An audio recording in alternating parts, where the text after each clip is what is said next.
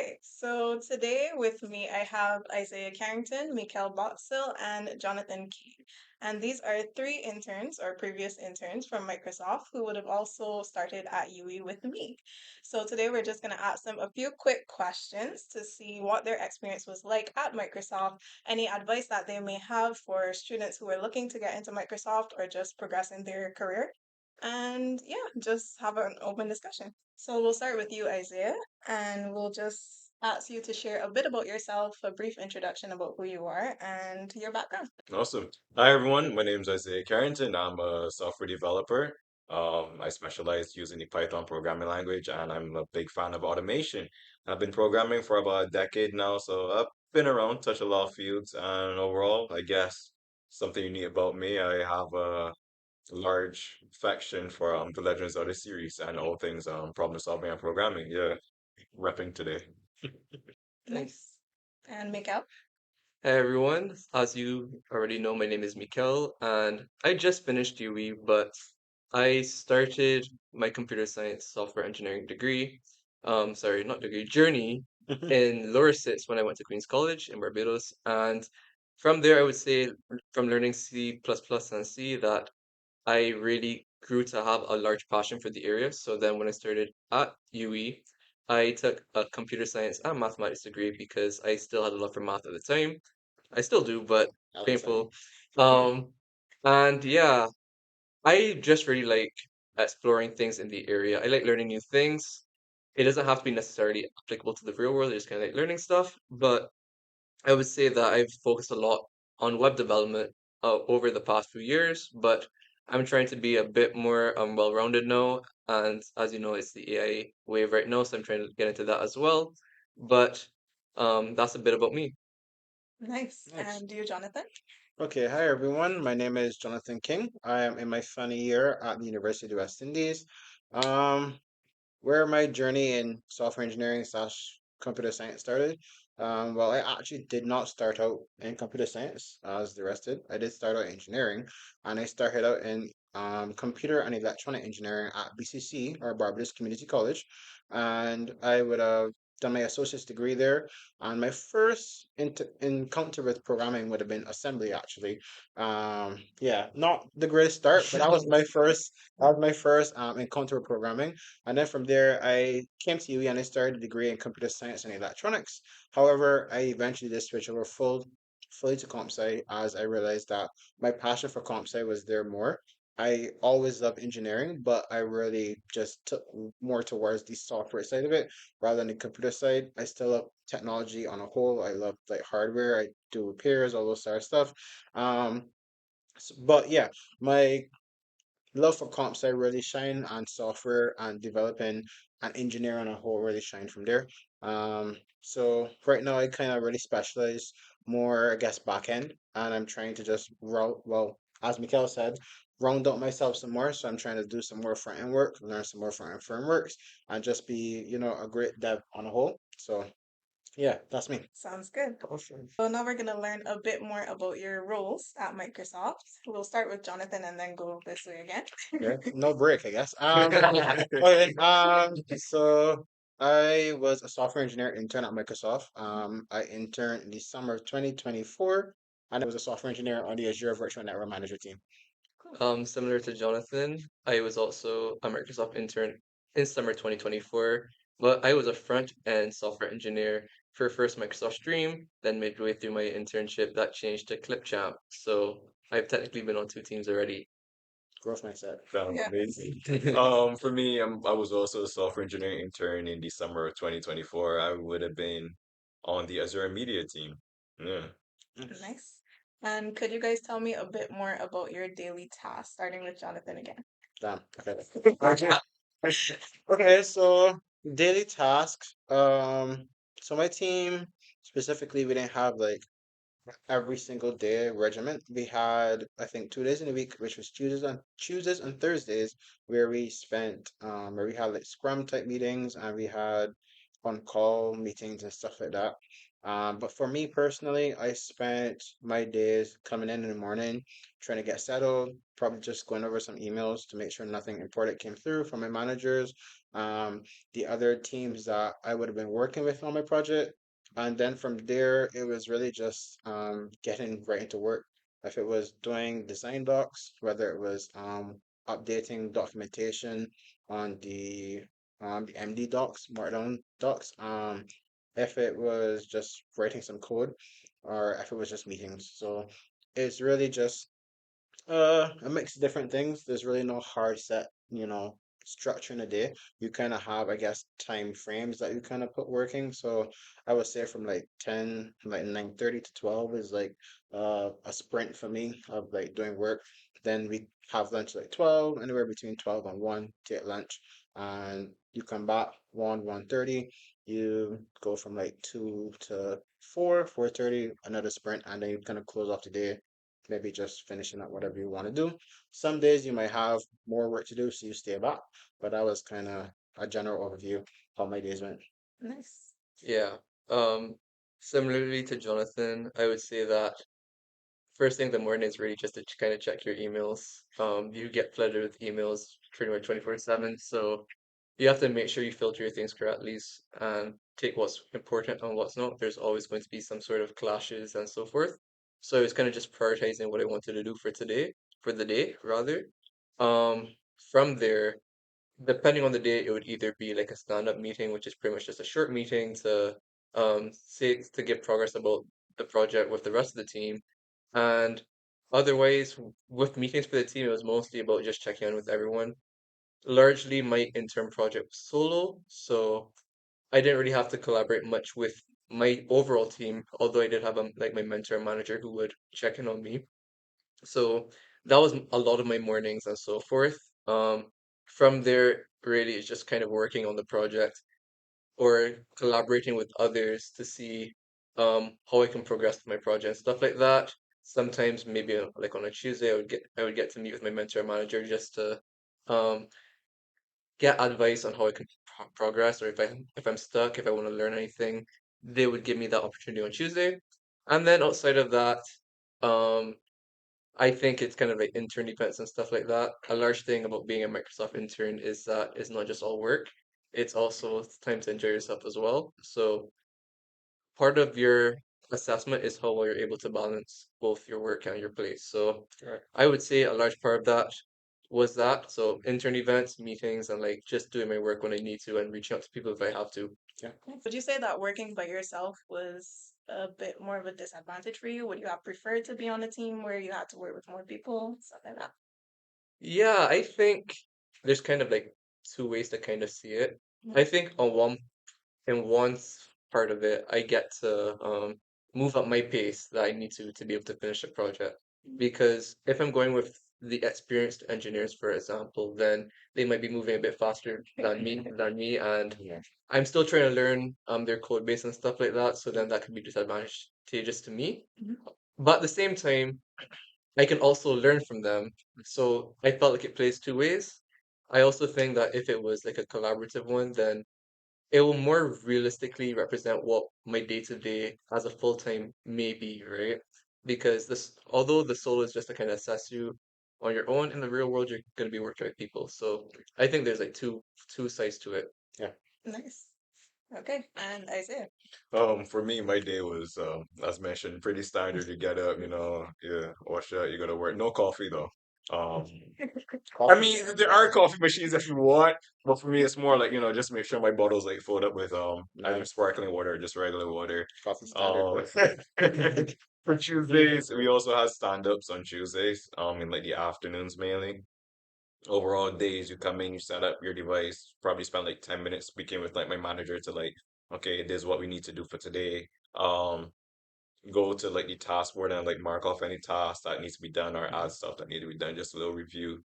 For me, I was also working by myself for the most part. So yeah, my manager is there for assistance, obviously, but mainly it's just me saying no stressing. Well, not stressing, but well stressing, but um, so Mhm. yeah, like that was essentially the day. You go for lunch over, you have a afternoon talk if needed, meet with mentors, and then just finish off. Yeah. Yeah, essentially, yeah. Sounds like a good day. Gonna That's kind of it, I guess. Yeah. I guess my collaboration experience is a little bit different Mm. to theirs. Because I was working on a brand new feature, so I spent most of my time in meetings with.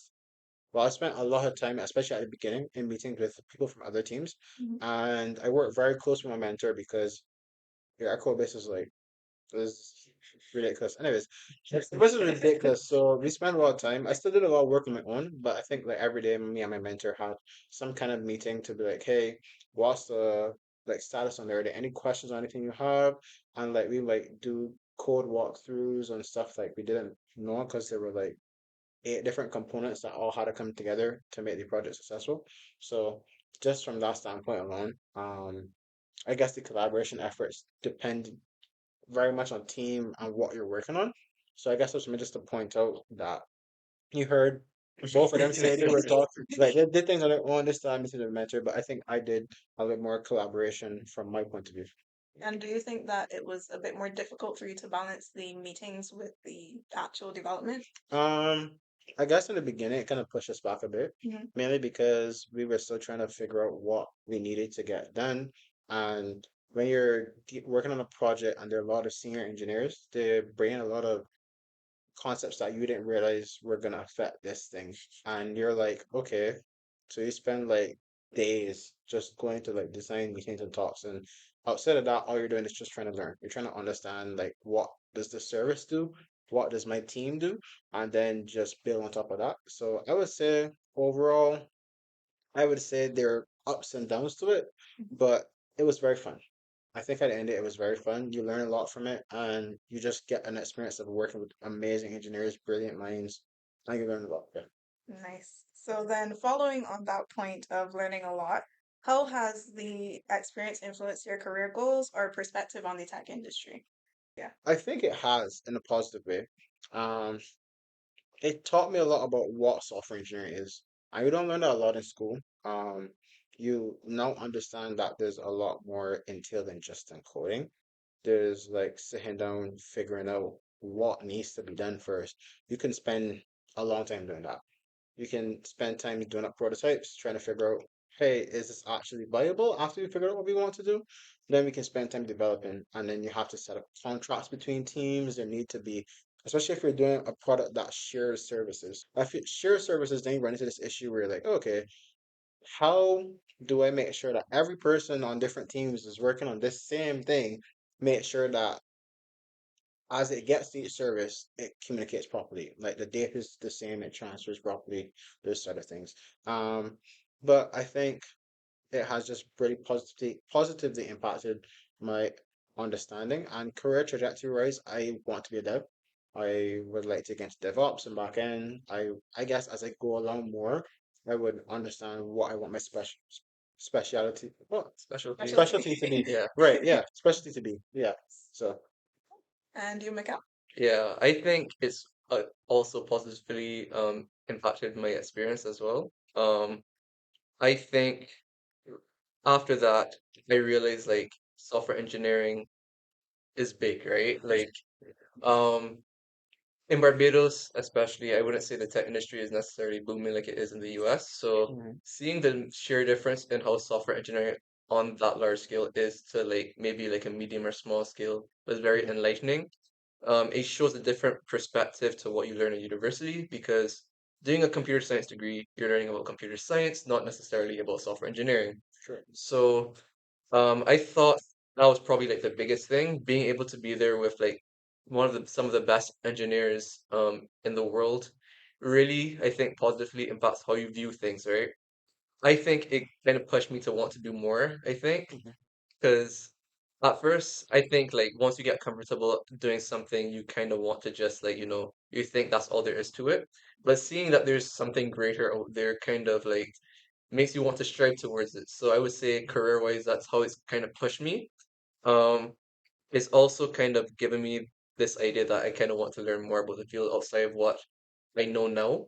mhm, Um, I think like although I was doing web development, you kind of have to know things that are outside of web development as well. So now I have to be a bit more curious. Um, being able to speak to some of the engineers, tell you to always be curious, have that growth mindset, that kind of stuff. That's maybe the most popular term at Microsoft, growth mindset. You'll hear a lot during this interview, but Yes, sir. continue. Yes. Um, but yeah, I think like just having that exposure really changes your mindset just to be more proactive, push more. The people who did great things didn't do it by being idle and stuff like that. So that really helps in that regard. Wow, powerful. Okay, and you, Isaiah? I think for me, it's also like greatly like positively influenced me because like most of the times when you hear about developers, it's just a bunch of people saying, "No, like dark closeted rooms, like typing away." But I definitely think it was really cool being at Microsoft because the community itself is so vast. You have people from all around the well, numerous parts of the world all working together, and yet there doesn't seem to be any like divide. Because like one of the things Microsoft likes to talk about a lot as well is diversity and inclusion. So even if you're working by yourself, there's still other people that you can always go and talk to. And like everyone's like friendly, everyone's willing to like set aside like 10, 15 minutes to have a meeting. And just that kind of like progressive energy, like everyone's just striving to move forward to not just reach some sort of bottom line, but to actually make a change. Mhm. It's just like really like inspiring and like get out there, do stuff, you know? Yeah. Yeah, so that It's was it. encouraging for sure. Yeah. So all of this has sounded really impactful. It sounds like it has really changed your mindset more than anything else for all three of you. So I think that's a really good thing that students can also take into account. Maybe try to pick up a couple of these tips as they go forward. Growth mindset. Yes. For sure. Growth Even mindset, curiosity. Growth mindset, be curious. so then outside of a growth mindset, is there any other general advice you would like to give to students? I would say the first and foremost thing is that it, ultimately you're responsible for your future, right? So that encompasses a lot of things, right? When it comes to being your best self. So, for example, if the teacher doesn't show up to class, instead of like, slacking off, you can choose that time to do work. You have the ultimate power to do that sort of stuff, right? So, one thing that I think is really important to note is that university is not all you need to know to get the jobs, etc., right? In fact, it's kind of like the minimum thing you have to learn. Hmm. So, when you think about it, that 100 people from UE already do the same courses as you, Hmm. they have the same minimum knowledge as you. What makes you stand out, right? Yeah. So now you have to be responsible for taking that extra initiative to learn things outside of what you learn at UE and go beyond pretty much, up and beyond. So I would say the biggest thing going forward is to not settle for what you just have to learn mandatorily at UE or any university, right? Expand to do things that you want to do and explore further the field that you want to do. These things will benefit, first of all, your learning at school because you're able to tie the practical to maybe that theoretical. And it also just shows other people that you are committed to learning, right? So that's a really big thing, I would say. So do things outside of school, even if it's not necessarily software engineering related. Do things, it shows other people that you are well-rounded and you are committed. So I would say that's one of the biggest things to take away.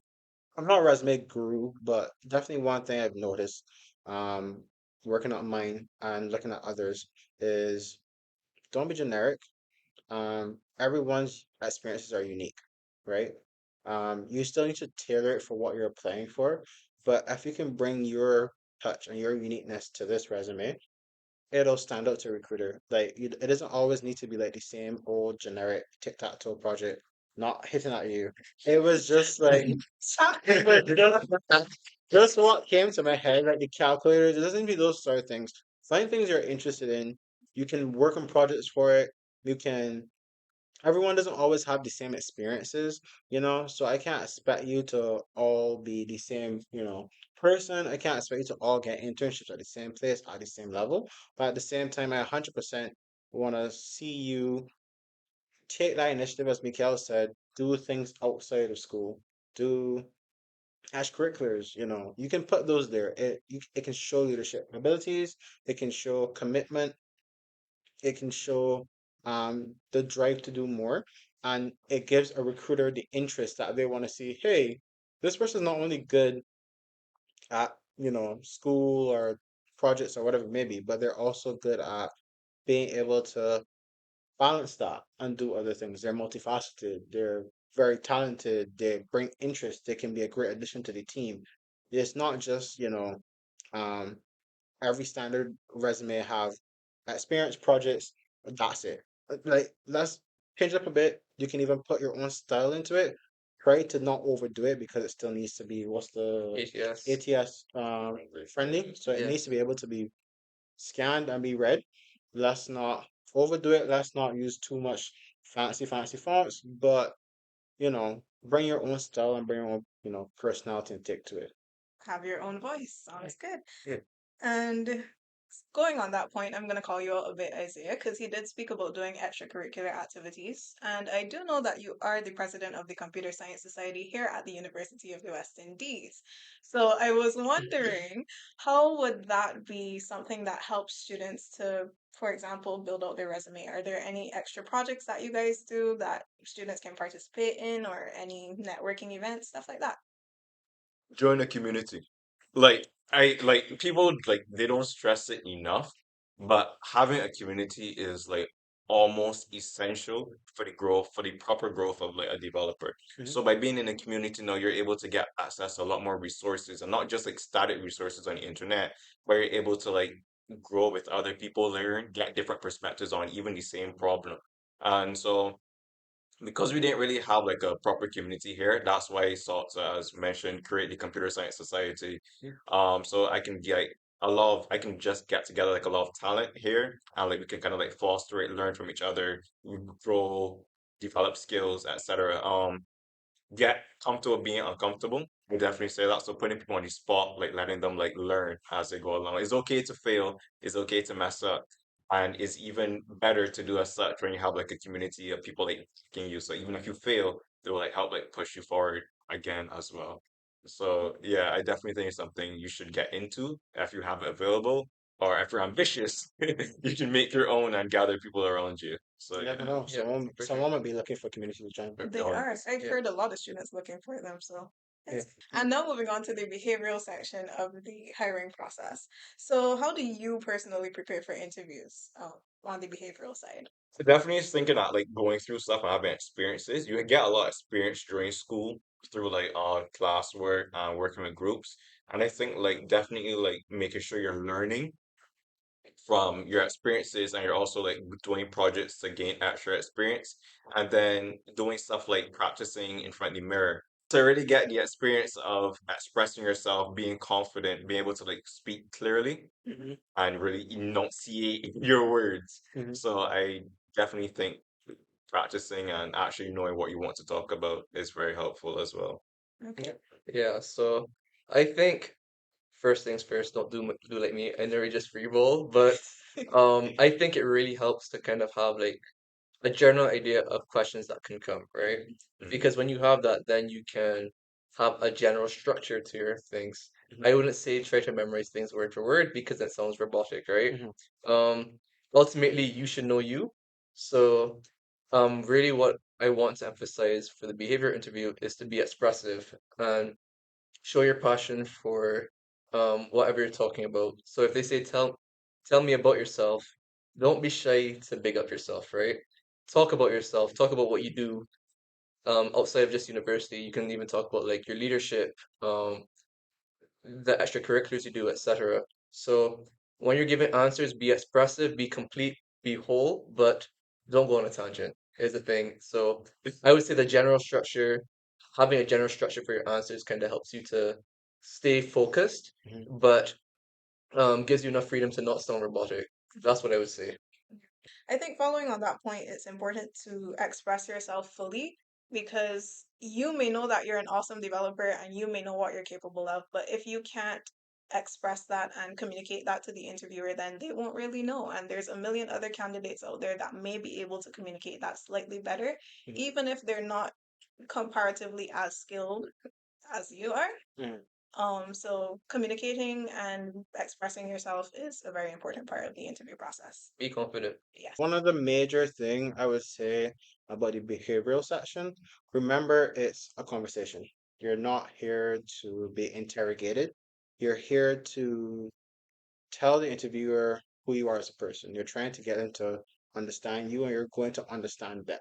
It's not a one-sided conversation. I'm not just going to sit down as an interviewee and just be like, hey, XYZ's, maybe X or whatever, 1, 2, 3, 4. Like, I'm not sitting down just saying these things off chest to the person. I'm sitting down having a conversation, trying to get them to understand me, my experiences, how I've grown from them, how where it fails, what I've learned from these failures, and how I would be a great asset to your team from everything that I just shared, right? Nice. And in that process, you're also learning about them. So you want to ask them questions Mhm. because it shows that you have an interest in their team, in them, in what the company stands for, and how you can now actually be an asset to their team. And sometimes they actually kind of nudge you in a way when they ask at the end if you have any questions for Yeah. them. Yeah. So that Please gives have you a questions for them. Plus one. Please have questions for them. Plus one. Mhm. Yeah. Okay. And now we'll move on to the part that everybody's always interested in, the coding or technical side of the interview. Starting with preparation, because the first step is to always be prepared. Mhm. So who's going to take that one? I can start. Okay. So first things first, it's important to note that the technical interview might not just be coding. Mhm. There's a lot of technical things that can come, right? It can be as simple as like system design, 3 questions, then the generic leak code, and so forth, right? Or maybe a combination, etc. They want to see if you know what you're talking about and if you actually know how to code and that sort of stuff. So first things first, there's more to just coding. For the interview, you have no idea Mhm. what the interviewer is going to bring beforehand, right? Mhm. So you want to make sure you're prepared on all fronts. Mhm. Now, if we assume something like leak code or some sort of coding question that we get, I think the first and foremost thing that you need to be prepared for is that you need to know your algorithms and stuff like that and your data structure and stuff like that. Mhm. Because a lot of these questions, although they can be brute forced, the interviewer is looking to see an efficient solution, right? So the best way to be able to make something more efficient is to know those data structures and algorithms that make it more efficient, right? So before you even start leak coding, I think you should have a general idea of some of the basic ones. If you're an intern, they don't normally go too hard, so you might need to know like bubble sort, selection sort, binary search, trees, breadth first search, depth first search, etc. Those more common ones that aren't too complicated. Mhm. Um, for full time, they could be a bit more complicated. And you might have stuff like dynamic programming that no one likes, but it is a question nevertheless. And So dextrose. hmm, yes, and lectures. But so that first things foremost is to know your algorithms, stuff like that. Then I would say from there it can go a bunch of ways. For me personally, what I like to do was to I leak code it a lot. Normally I would start with maybe like easy questions and stuff like that to kind of get the concept down.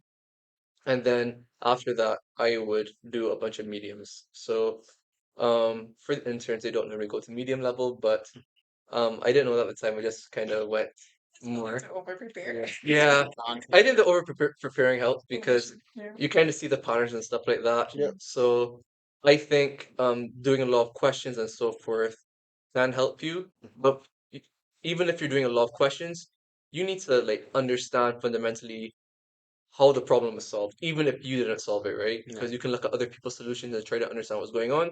Just do not copy and paste it. Try to understand it. If you Mhm. don't understand it, even if you try to regurgitate it in the technical interview, you will not be able to do it. Exactly. And even if you do, if they modify it afterwards, Your big problems. you might be cooked. Yeah. So um, I think it's really once you have that basic fundamentals down pat to fundamentally understand how the problem was solved and stuff like that, and then you start to see the patterns, it starts to come up really nicely, and then you start getting better and better, and that helps you a lot. Mikhail touched on it a bit, which you were talking about fundamentals. I'll say this a million times: fundamentals, fundamentals, fundamentals. You have to start there. Even when I was prepping, I realized like I was looking at solutions, and the first thing we touch your code easy is going to look hard. So any person that's touching it for the first time, even if you've been studying comp sci for 3 years, right? The thing is that if you go back and you sit down and look at data structures, data types, algorithms, all the basic things that you need to know. Just understanding these things will push you a lot because you're going looking at a question and be like, oh, this person is bringing a scenario now. How do I tackle this scenario? What do I know that can help me bring a solution to this? How can I put that into that? And if I don't know this beforehand, you'll spend a lot of time on the code. You'll spend like 3 hours on it easy because you just cannot figure it out, especially if you're just trying to do Yep. it yourself. Um, and then also taking the solutions, you can use that technique as well. You can try it. If you can't get it done, look at a solution. But if you look at the solution, don't stop looking at the solution until you understand the solution. Not memorize it, but understand it fundamentally from the ground up. Like what was it built on? What are the data types that I use in this thing? Why did I use this? Why did I use an array? How did I use this array? What was the reasoning for using this dictionary? Whatever it may be, those sort of things, right? That's the definitely thing I will add on to that. Also, practice talking out loud. Yeah, for sure. When you're coding, practice saying to yourself, why am I doing this? Like, because your interviewer wants to be able to understand what you're doing. If you can explain that and share that and convey that as much as possible, then you'll be set, right? Because you can be a great dev, and if you can't communicate, they don't want you in your team because you can't work in the team. Yep. Well said. For me, I'm gonna say definitely pick a language, a dynamic programming language, such as Mm. Python or JavaScript. And even if you know C++, that's cool. The concepts you learned from like doing C++ C is sharp, wonderful. of course. Anything, just as long as it's, I feel it's a lot better to go with as pure dynamic Yeah. because it lets you focus more on the implementation rather than the setup to get to the implementation. So you don't have to worry about stuff like memory management or data types or anything like that. Another very important part that I don't hear stressed enough, like overall, is testing. Your test cases are going to be crucial. The further ahead you go, so whether you're as an intern going up to full time, test coverage is, yeah, especially into production now. Test coverage is going to be important. When you receive a question on leak code, you want to really look at your inputs, your outputs, and your different constraints. And you want to like take your test cases and first of all just write out your test cases. If you're more of a visual person, start drawing.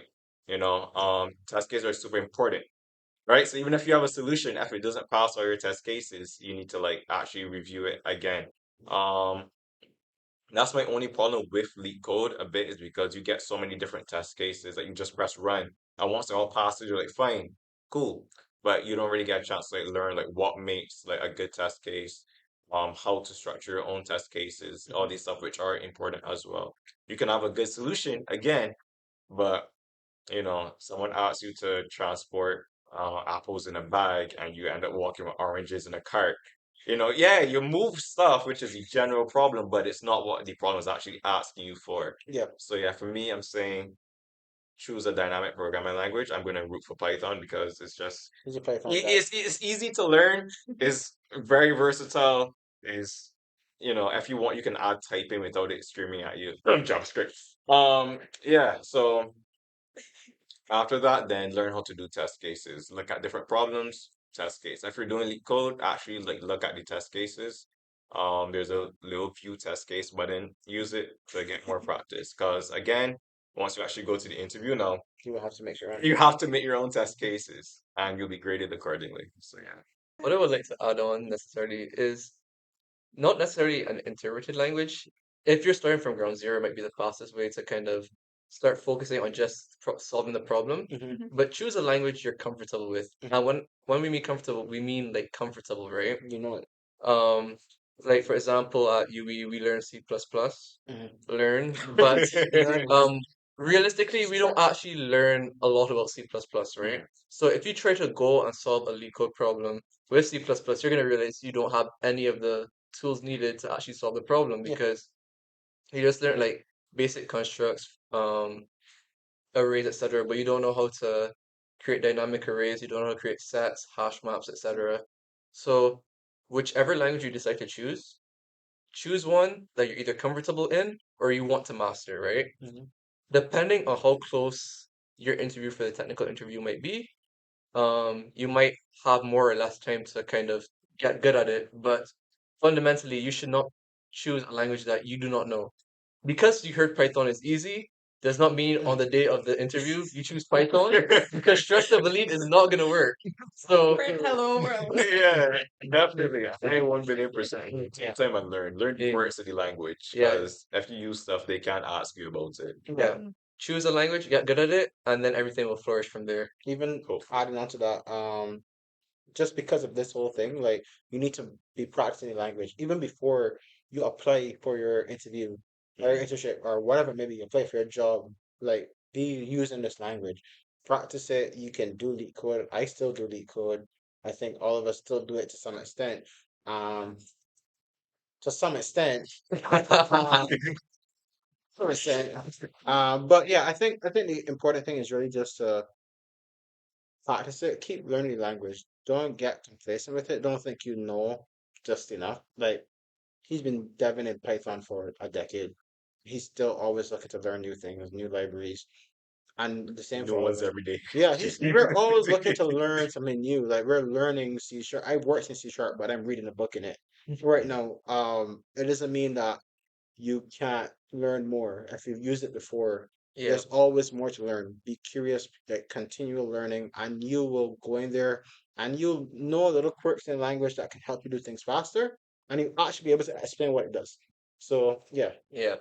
So, how would you say that you approach a question that you've never seen before? first step I would go is just breaking it down, Mhm. understanding the different components of the question. What is it asking for? Um, what then once I figure out what it's asking for, then I can figure out what do I need, right? If I need a hash map, if I need to use dictionary, same thing. If I need to use arrays, if I need to have integers, strings, whatever it may be, I am able to sit down and ask myself first, what does this need? Then I can ask the question, what do I need to provide to help, get to that finish. After I've done that, you in an interview setting, especially when you're trying to solve these problems, I would say for sure, maybe draw the solution. Don't code yet. Draw the solution, or talk it out with something. Make sure you understand it. You can write pseudocode. I like to draw. I don't always like to write the pseudocode sometimes. I like to see it so I can like envision how this thing is moving around as I'm actively coding it. So I'm not just seeing words and numbers, right? Um, right, yeah. Draw the solution, get some type of solution on paper, whiteboard, whatever it may be, first before you start to write code. And once you've done that, then you can start writing some code. And when you've written your code, you can, run some test cases to figure out is it doing what you think it should do? Debug it a bit. And once I've done that, and then I add some more test cases on top of each other, and run it and test it, if effectively enough, then I have, I think, a pretty good solution there for the most part. Um, I don't know if I missed anything.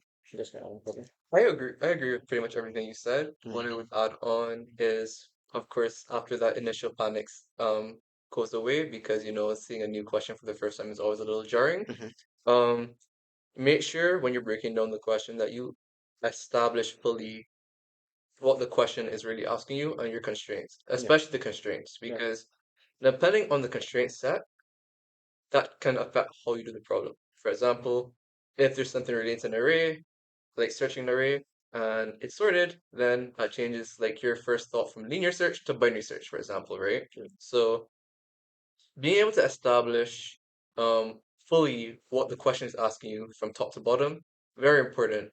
You don't want to spend too much time on it, but you want to give yourself enough time to understand it. So maybe like between 5 to 10 minutes, because the technical interview is about 30, 35 minutes or so. Mm-hmm. So I would say that's one thing.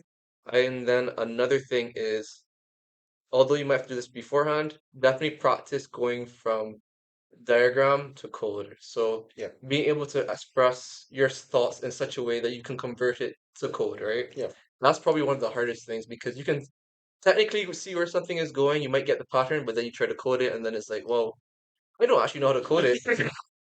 Yeah. So, um, you might get plus points from the interviewer for being able to you actually know the solution, but then you fall down the coding. Mm-hmm. Unfortunately, if someone else comes along and they're able to code it, then they'll get it before you. So, Yeah. um, practice just being able to convert from diagram or whatever way you choose to code afterwards. Mm-hmm. And lastly, try to be holistic with your test cases. There's normally like this thing where you can like, okay, your general case, and then look at your specific cases. Like, for example, does anything special happen when I have just one element, zero elements, Hmm. etc.? If I have an even amount, odd amount, and that will vary based on the question you get, right? So just make sure you choose test cases that encompass all of these things. Yeah. And then once you can do all that, I think you should be pretty good. Yeah. And then just to like write off like what the other guys were saying now, something you really want to do is also remember that your interviewer is there. It is assuming that you're actually in the interview and not just practicing, but your interviewer is there. Hmm. Talk to them, ask clarifying questions, and if any you're making any assumptions, be sure to state all. Correct. Any assumption you make, be sure to state it. Hmm. And of course, as would have been mentioned before, when you're actually decoding or writing out, be sure to speak out loud because your interviewer is not gonna, you know, try to make you fail, hopefully. Hmm. And as you're speaking out loud, they will actually be giving you feedback as well, like, you sure that's what you want to do? Or you can look at it this way. Hmm. They might even give suggestions and help out. So definitely want to speak. And another thing as well, you can kind of see that how it's like different based on like, your approach. But for me personally, I prefer to do like the test cases first Hmm. and then do the drawings or Hmm. the pseudocode dash trace algorithms. But like I said, that's up to you. Hmm. But definitely make sure you have your some sort of like written start Hmm. to explain yourself, diagrams if necessary, test cases, and asking those clarifying questions. So yeah. And how would you manage your time during a technical interview? That's kind of That's a good question. that's kind of hard, I guess. Like, I feel like in your technical interview, you're not really keeping track of the time.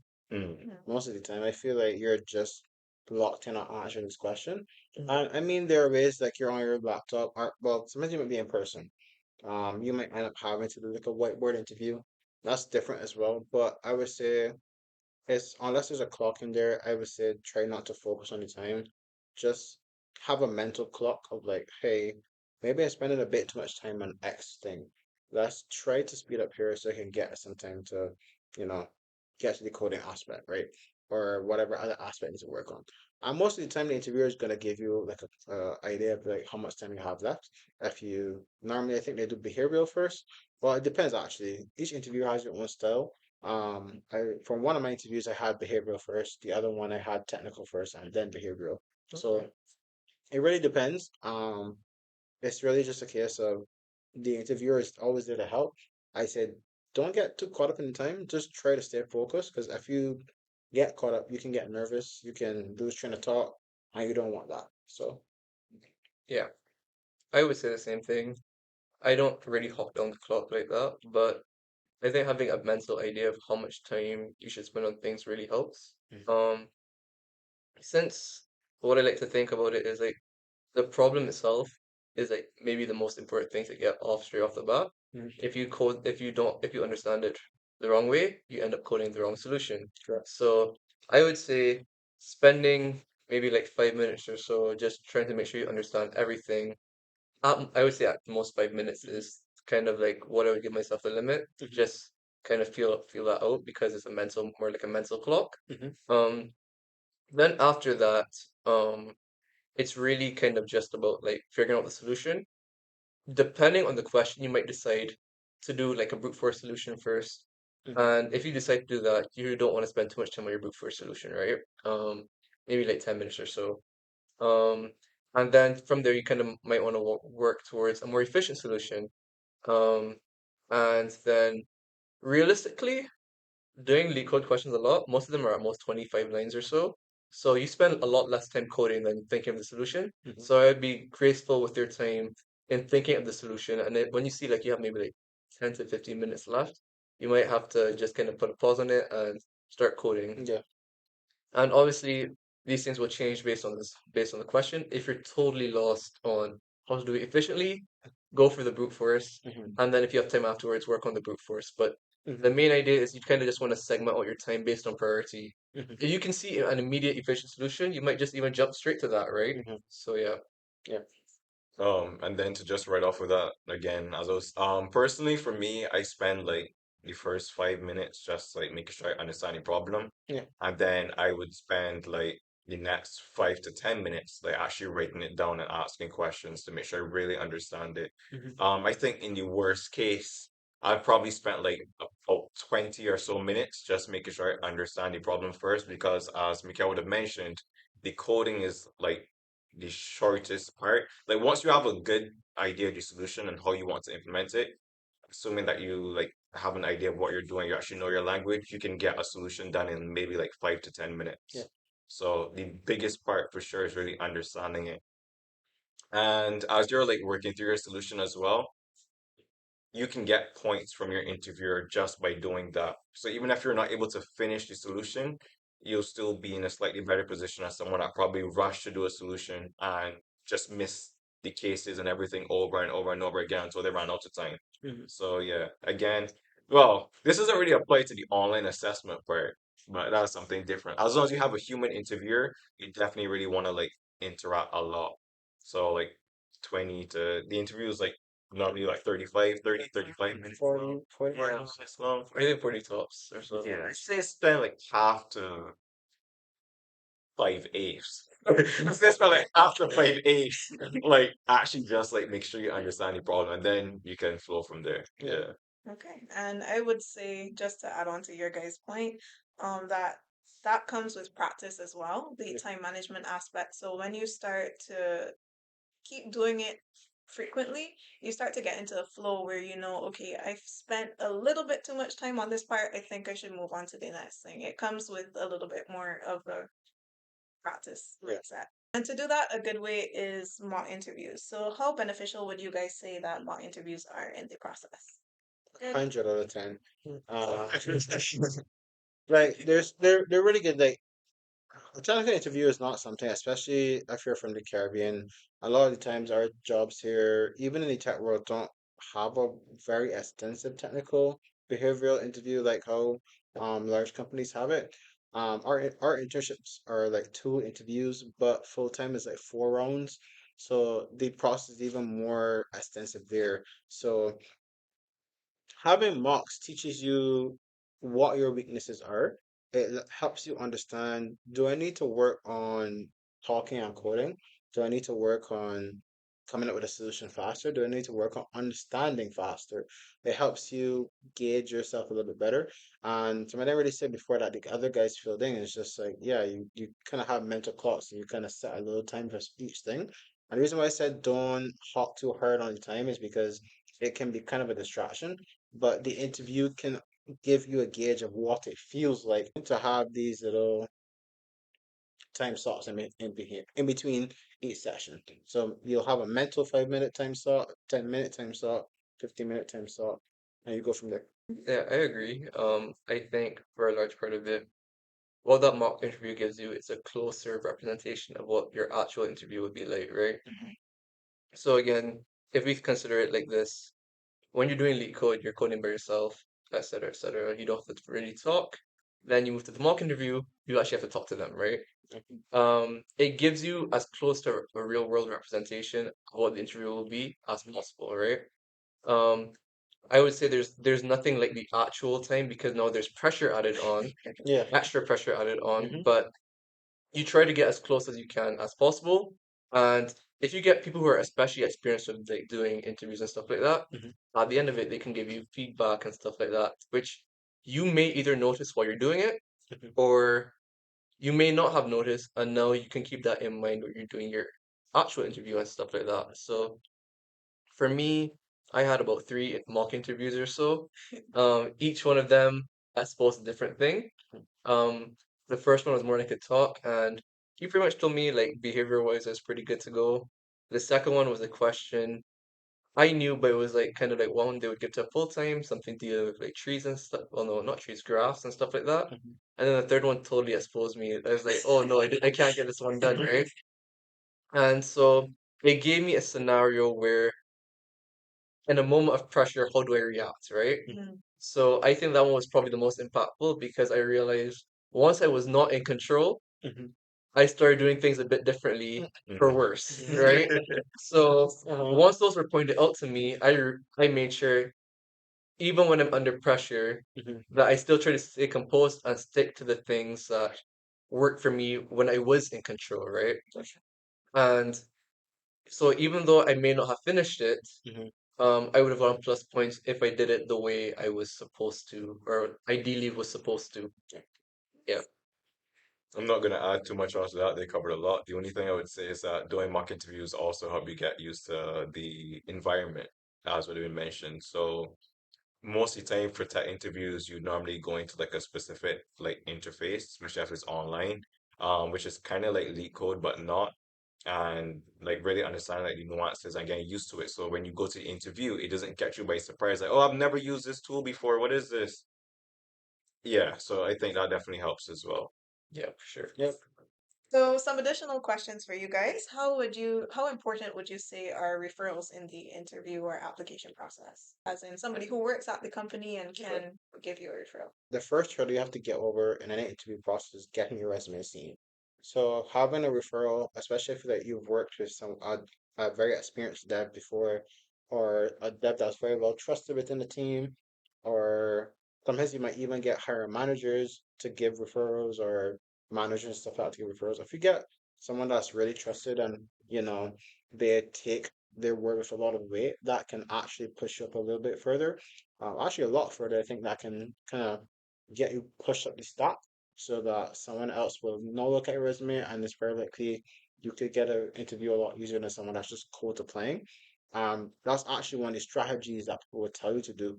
Go on LinkedIn and connect with recruiters, other managers if you can. Well, managers are a bit harder, but recruiters for sure.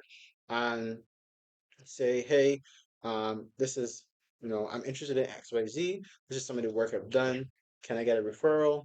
Can you take a look at my portfolio? These sort of things. And they, may take interest and say, okay, well, yeah, I could give you a referral and that could definitely help push you a lot more than just cold applying. And Isaiah, I'm going to target this one at you for now. So how I know you've done a lot of networking, especially with CSS and stuff like that. So how has networking helped you in your career journey? Any tips for building meaningful connections?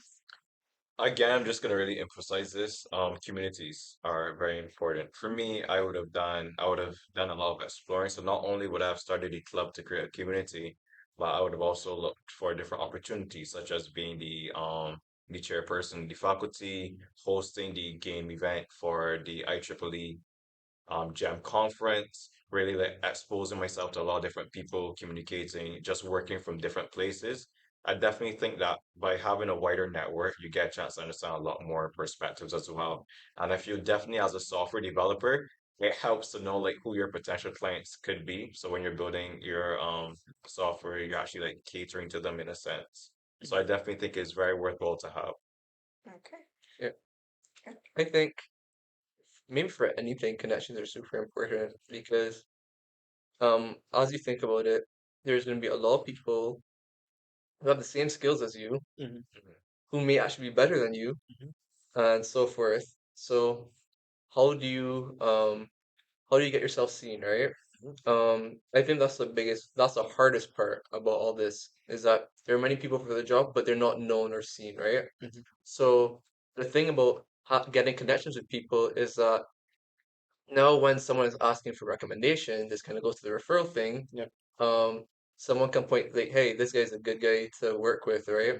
And I think even outside of that, it just opens up opportunities, right? Because when you know people, they can tell you things that maybe other people don't know and so forth. So I think just having those connections, meaningful connections, of course, can really help to expand your opportunities and give you an advantage that maybe someone who just has no connections at all may not have. Mhm. Yeah. Anything to add? I think they covered it pretty well. They covered it pretty well. Yep. Okay. And the last question that I have for you guys, since we've mentioned the growth mindset quite a lot, is how do you stay up to date with new technologies and trends in the tech industry? How do you continue to progress your growth? That sort of stuff. That's kind of interesting. It's interesting. Yeah. It's Uh, kind of Also hard. YouTube, yeah. I I guess. Yeah. YouTube. Yeah, YouTube, like following like tech influencers on YouTube, especially fire. Oh yeah, especially like Benefity, fire shit, Prime, like those yeah, people and like are really like going forward and like documenting certain things as well. yeah. And then of course, when it comes to deciding your specialty and what exactly is that you want to do, definitely following the YouTubers in that field. So whether it's like game developers, um, back-end engineers, full stack, really doing some research. There are a lot of articles. Medium is a fantastic place for finding articles Hmm. once they're, paywall locked. Hmm. But That's otherwise, so true. otherwise, there are a lot of different fantastic places where you can go and like stay up to date on stuff. What about you guys? Um, for me, definitely the fire ship for sure. Yes.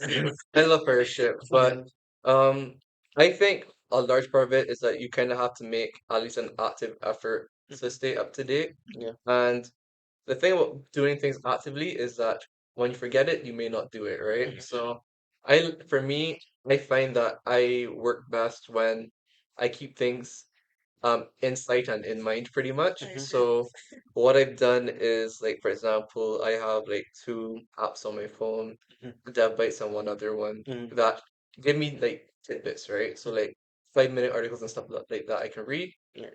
And if they tickle my interest or my fancy, then I can go explore it more, right? Mm. Then the same YouTube, if you subscribe to YouTubers who Mhm. either keep you up to date with tech news or some other type of tech related thing, then once you see it, you're gonna say, okay, I want to watch it, etc., etc. And kind of just finding what works best for you. Mhm. For me, I wouldn't probably watch like an hour video on it. I'd prefer like snippets and stuff like that, Yeah. etc. So 30-second TikToks. no, that's Short. no, 30 seconds is a bit too short for Yeah. me. But My shit makes it work. Yeah. Fireship uses like 90 seconds. Yeah. Yeah, so I would say just kind of finding what works best for you, but for me, at least keep it in sight and mind helps a lot. Gotcha. For me, I guess it's very dependent on how you take in content. Um, I don't read a whole bunch. I've started doing it more recently. So I do try to read articles, but I need something to kind of catch my attention first. So, video from Fireship or Primogen or Technical T, whoever it may be, will catch my interest first, and then I would go deeper and look for other articles to say, hey, what is this about? Also, you can follow the companies that are releasing these things. So, like Nvidia, you can follow OpenAI. You can follow the companies that are making Microsoft, Google. These big companies. You can follow them. They will give you releases. You will see, okay, like, hey, .NET has a new version. What is this about? That's that's not enough about that.